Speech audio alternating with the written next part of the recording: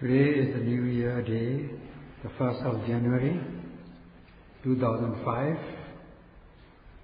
We are leaving behind the old year and welcoming the new year. Not in the sense of leaving the fatal year with fatal or deadly enjoyment and welcoming similar year, that is fatal enjoyment, not controlling one's behaviors, but we are welcoming in another sense.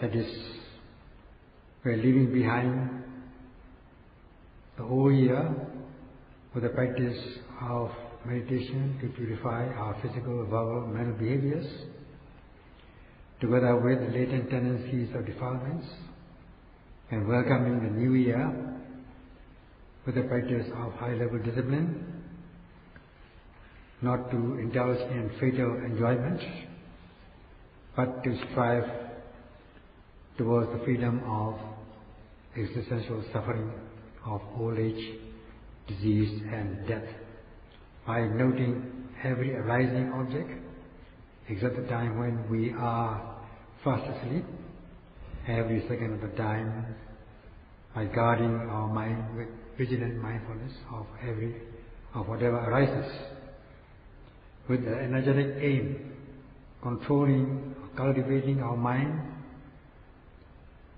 and cultivating knowledge.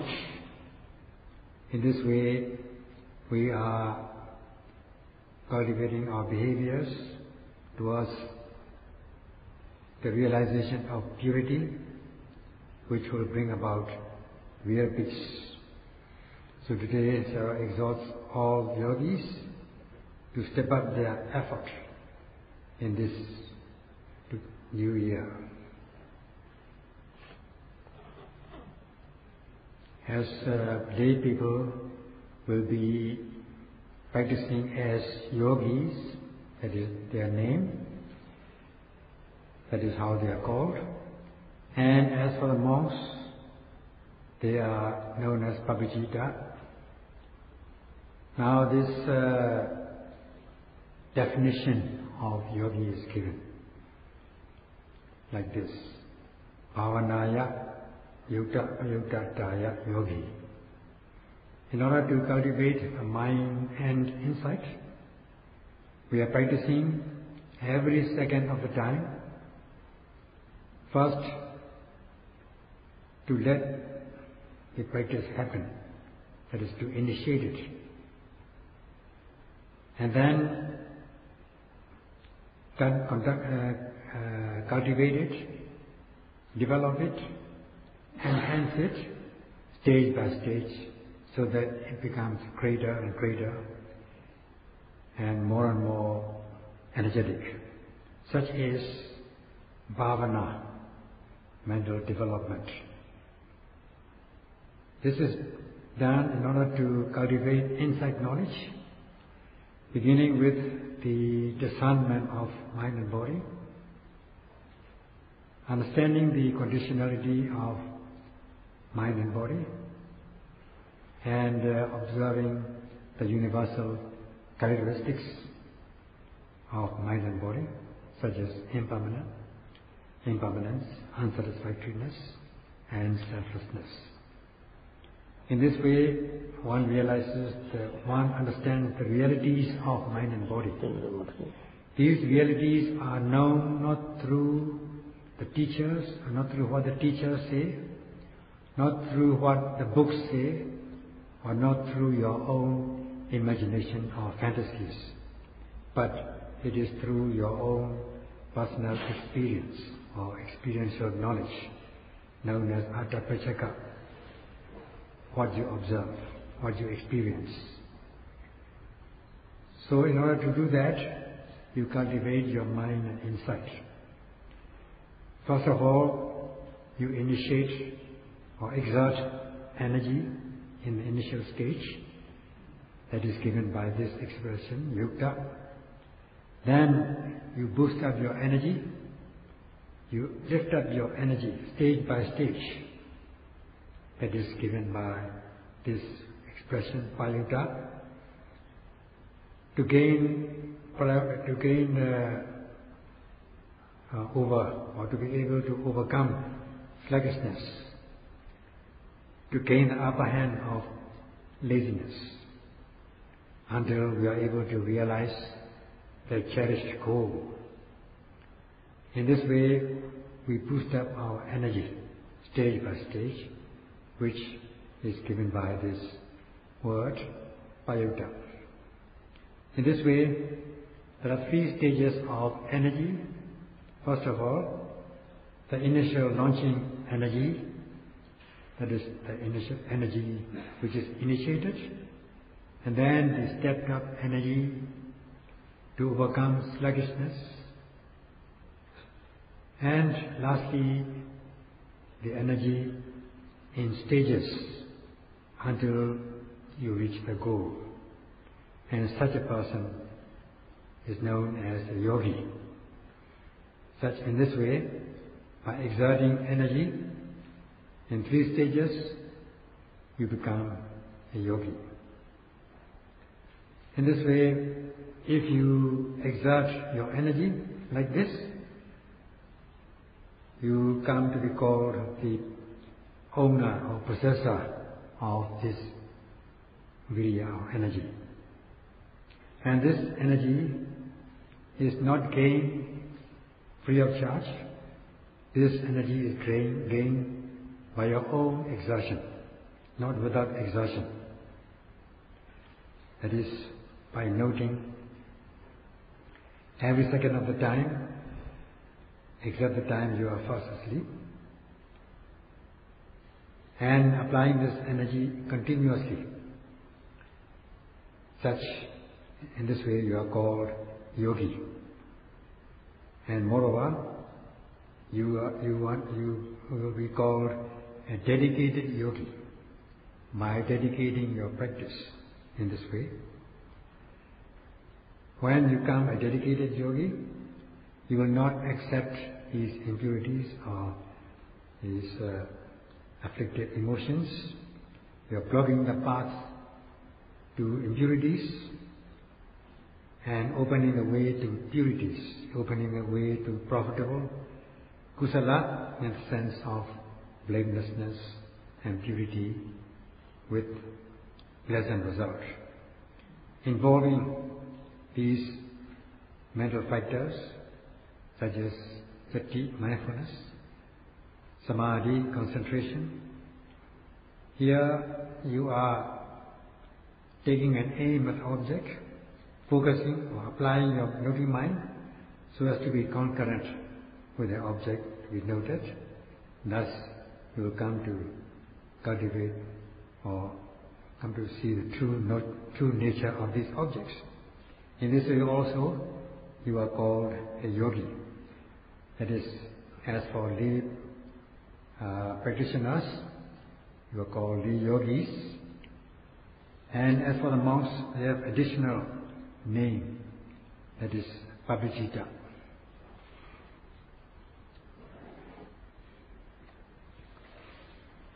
If your faith and confidence are weak, and your desire also is weak, desire to note continuously is weak, then you will not be able to exert the required energy.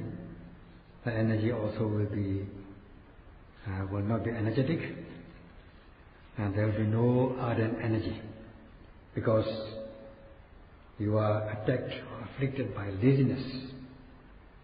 Then what will happen? You will not be able to exert, you will not wish to exert energy in the first place. And even if you exert energy,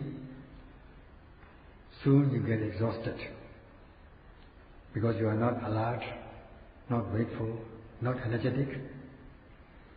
Then you will not be able to apply this energy to note every arising object. In this way, such a yogi will not be a real yogi. He or she will not be listed as yogi. One has got to, only when one can exert energy every second of the time, in order to drive or push your noting mind towards the object, every time it arises, all the time, instead of looking here and there, or instead of thinking this or that, or instead of walking like a casual nature, or changing your postures without behaving like a sick person slowly, then you may be practicing 1 or 2 months, but there won't be any difference, there won't be any progress. Only when you can practice with faith and understanding in the benefit of the practice of Satipatthana, you will be able to have strong desire and exert energy with alertness and in an ardent manner. Then such a person will be a dedicated yogi or a model yogi. So now 1 month has already passed, and if one carries on like this in a lazy manner, even if you practice another month, there won't be any difference, and you will not be worthwhile coming to the retreat. In the story which we told yesterday, the young devotee approached his teacher, who instructed him to become a monk, enter Buddha Sasana, become a Pabbajita. And we discussed also the implied meaning of Pabbajita.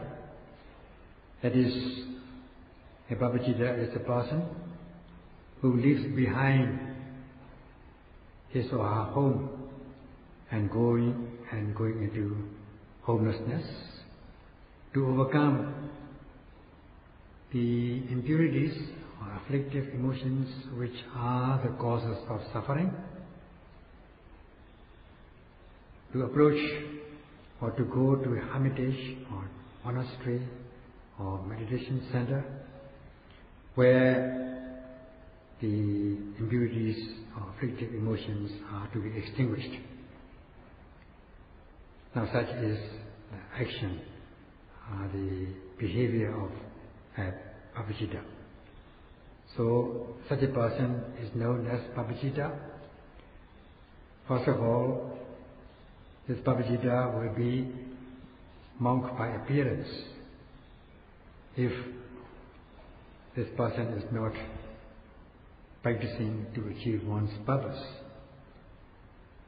Instead of practicing, if one is just going about casually, wasting time, then such a person will be just a Pabbajita or monk by appearance and not a Pabbajita or monk by practice.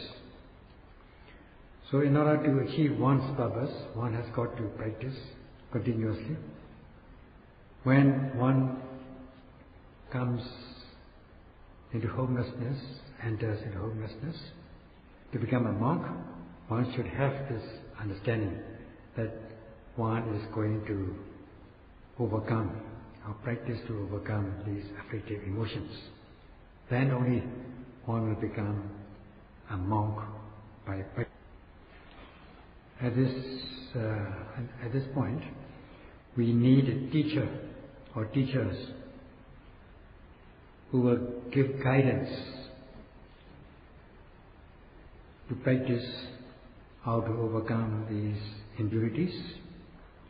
We need a teacher to give guidance to teach a new monk all the things, the nature of these things, and then what to abstain from and what to observe. That is to teach the commission and omission. So we need preceptors when one comes into the fold of Buddha Sasana. It is like giving birth to a child.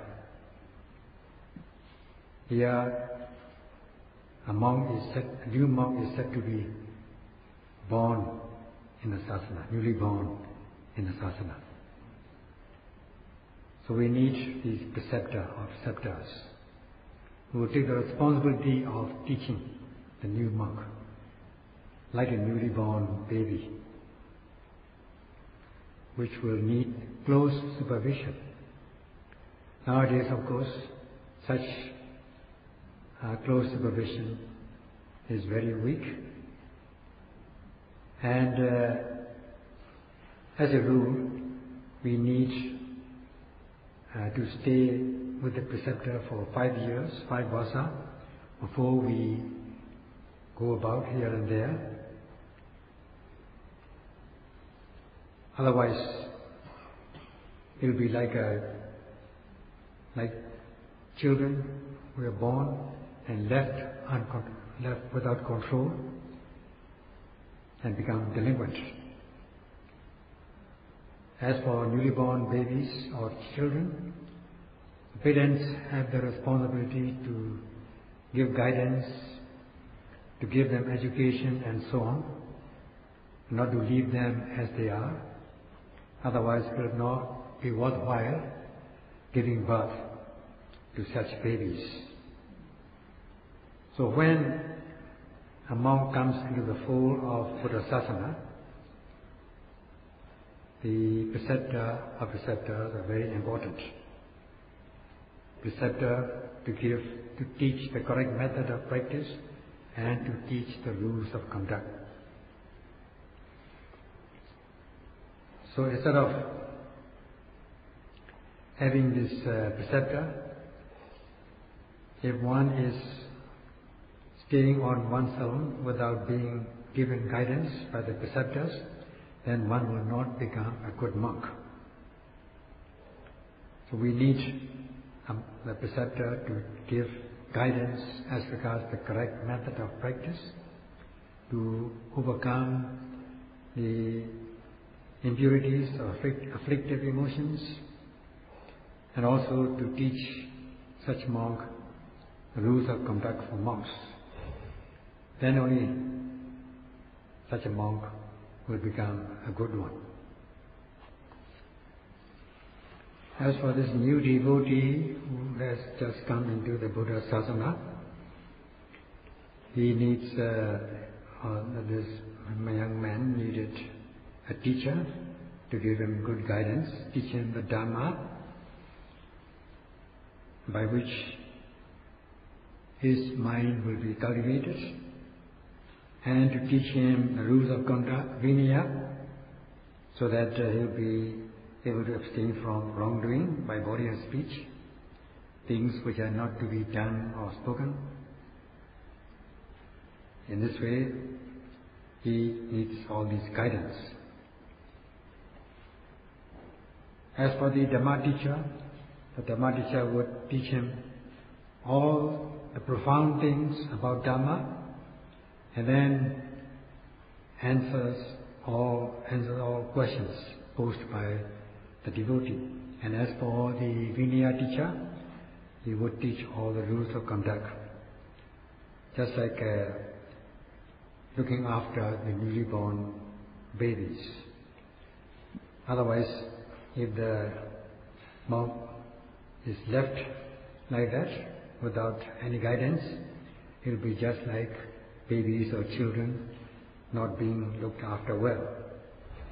Then the children will not be properly cultured. Now, the teachers, the preceptors are required so that the monk will be a real dedicated monk, not by appearance, not as a monk by appearance, but as a monk by practice, so that he will be able to overcome all these afflictive emotions which had been with him all along his lifetime. That was the purpose of guidance by the preceptors. Now, in this regard, there was an instance during the Buddha's time one Brahmin Sadhu, came to the Buddha. He was a Pabbajita, that is a wanderer or wandering ascetic, which is different from the Pabbajita as used by the Buddha Sasana, as used in the Buddha Sasana. In the case of Buddha Sasana, this wandering ascetic, Pabbajita, is not used. Only Pabbajita, monk, is used. So a certain Brahmin came to the Buddha and said this, Master Gautama, you use this expression Pabbajita. I am also Pabbajita. Please call me Pabbajita and recognize me as Pabbajita, which is the expression used by the Buddha Sasana. So the Buddha replied, just by appearance, I cannot recognize or call you as Pabbajita unless you have overcome all the impurities such as craving, aversion and delusion. Will I be able to call you Pabbajita or recognize you as Pabbajita, which is in accordance with the wishes of the Buddha. So that is the difference between Pabbajita and Pabbajita. Pabbajita is given as a wandering ascetic, not used, the name not used by the Buddha Sasana. So only when a preceptor can give correct guidance by way of Dhamma, and also another preceptor to give him rules of conduct, will one be able to become a Pabbajita. According to the wishes of the Buddha, one has got to overcome or eradicate the afflictive emotions or mental impurities such as craving, aversion and delusion. Will one become a real Pabbajita? When one is afflicted by raga, craving, one's mind will become impure. When one is overcome by anger, aversion, dosa, one will be afflicted, one's mind will become impure. And if one is not understanding the true nature of things, instead one is deluded, one's mind also will remain impure, not pure. If one is not pure, then one's mind will be violent, gross, afflictive, undermined, and become despicable. So it is necessary to drive away or to eradicate or overcome these impurities given by this expression, Pabbajita. To overcome the gross form of defilements with the practice of sila, that is, transgressive defilements will be overcome in this way, and with the practice of the concentration group comprising of Virya, Sati, Samadhi, by noting every arising object as it arises with the energetic aim or with the application of energy, that is, applying this mindfulness and concentration or cultivating mindfulness and concentration, that is, this concentration group, concentration training, one will be able to overcome obsessive defilements known as Pariyodhana Kilesas, which can arise if one is not applying these mental factors. And later, if one is able to cultivate knowledge, and in the course of the practice of Vipassana, one will be able to eradicate or overcome these impurities on a part-time basis. And with the maturity of the practice, if one realizes Ariya, one becomes Ariya, noble one, then one will be able to eradicate the impurities on a full-time basis. Thus, one is said to be driving out or overcoming these impurities with the practice of the three trainings. Otherwise, one will not be able to overcome these three grades, namely transgressive, medium and refined form of defilements. So only when one is able to overcome these impurities with the practice of the three trainings will one become Pabbajita. That is how the Buddha has said. In this way, this Pabbajita can be divided into two ways. What we said yesterday was also Pabbajita. By removing or by renouncing the social matters, social things. That means one renouncing one's home, going into homelessness, going to the center where the afflictive emotions or the kilesas fires can be extinguished. In order to extinguish these kilesas, by wearing robes, becoming a monk by appearance.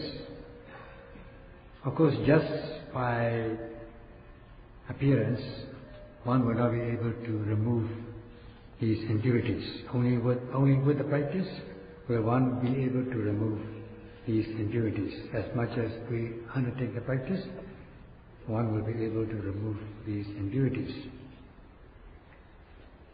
So, in this way, one will be able to do that. And one, becoming a monk, one should understand that one should not just stay as it is, I mean as a monk by appearance, but one should go further, that is, undertake the practice. In this way, there has to be the teachings, guidance by way of Dhamma. One who will give guidance as regards Dhamma, and another who will give guidance by way of Vinaya, the rules of conduct for monks. Nowadays, if a monk like this is able to receive instructions from a preceptor by way of Dhamma and Vinaya, one is said to be very lucky, very fortunate. Then one will be a monk by practice in accordance with the wishes of the Buddha. One will become a real Pabbajita. Now, as for the teacher or preceptor, if the preceptor is not giving any guidance or teaching or supervising this new monk, then this new monk will be just a superfluous extra monk, not a real monk, an excess and superfluous monk in the Buddha Sasana, unemployed monk, so to speak, just using or receiving the four requisites from the donors, but not doing any work of the monk. One will become a superfluous monk in the Buddha Sasana, and thus one will not be able to do it in a good way.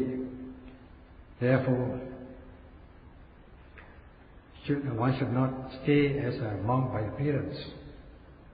One needs preceptors who will give guidance as regards the Dhamma and also as regards Vinaya. Then only when one is receiving these two-way guidance will one be able to become a good monk, and such a person can be said to be very fortunate, because one can become a good monk in this way. instead of a monk by appearance. If one is a monk by appearance, one will be like an unemployed person or a superfluous person, a superfluous monk in the Buddha Sasana, just receiving the four requisites, not doing the work of as a monk. One will become a burden in the Buddha Sasana instead of service, the Sasana service in the Buddha Sasana. Now it is necessary to receive instruction from a preceptor and stay with the preceptor for 5 vasa or 5 years, studying the rules of conduct. Only then one should move to other places, or move around, or travel around. Otherwise, if one is not knowing or understanding Vinaya rules, not staying with the preceptor continuously for 5 years, then to become a monk will not make any sense at all. So this is something to be careful. As for this place, we receive only monks who follow the rules of conduct or understanding the Vinaya rules. But there are some who have faith and confidence. They may be accepted and later to study rules of conduct. So, if one is practicing without knowing Vinaya and not practicing properly, as a monk by practice, then there will be no difference. So, such monks should move to another place, suitable place, with their own understanding. That's all for today.